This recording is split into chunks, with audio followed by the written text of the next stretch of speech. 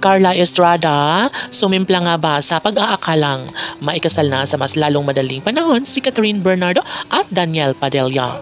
Yes, walang iba.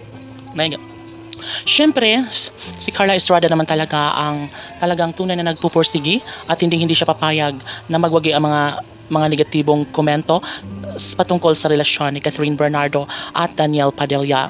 Well, sinisikap ni Ma'am si Carla Estrada na magiging makabuluhan ang takbo sa relasyon ni Catherine Bernardo at Daniel Padilla at ito lamang ang kanyang nanaisin habang buhay ang lumigaya sa piling ni Catherine Bernardo ang anak na si Daniel Padilla.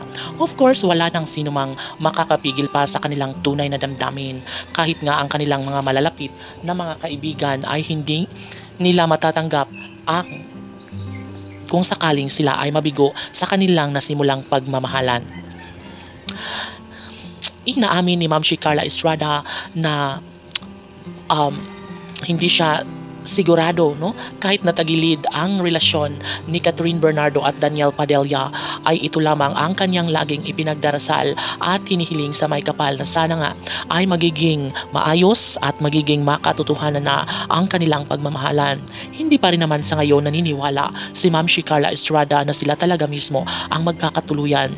Ang gusto lamang ni Ma'am si Carla Estrada ay magkaroon ng magandang bunga ang nasimulang pagmamahalang sinimulan sa bawat puso ni Catherine Bernardo at Daniel Padilla. Siyempre, hindi po pwede na mangyayari ang mga bagay-bagay lalo na at ngayon ay marami pa rin ang tunay na nagsasabing mahalaga pa rin kay Ma'am si Carla Estrada ang masilayan niyang magkatuluyan at haharap sa altar ang gwapong aktor na si Daniel at ang pretty girl ang pinakaminamahal ni Daniel Padilla na si Queen Catherine. Kaya napangisi na lang ang nag-iisang Carla Estrada dahil alam niya hindi rin na magtatagal ay magkaroon din ng kasagutan ang lahat sa kanyang pinakapangarap na pagkakatuluyan sa mas lalong madaling panahon na matagal nang pinaplano sa dalawang magkarelasyong Catherine at Daniel. Yes, sinisiguro ni Ma'am si Carla Estrada na hindi kailanman magtatagumpay ang mga bashers, ang mga taong ayaw sa kanilang relasyon.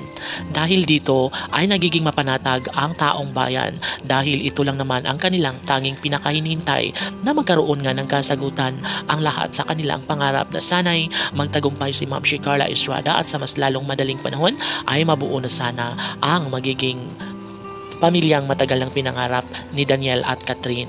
Siyempre, posible na magiging matagumpay si Ma'am si Carla Estrada dahil nga naman ito lang ang kagustuhan na mangyayari.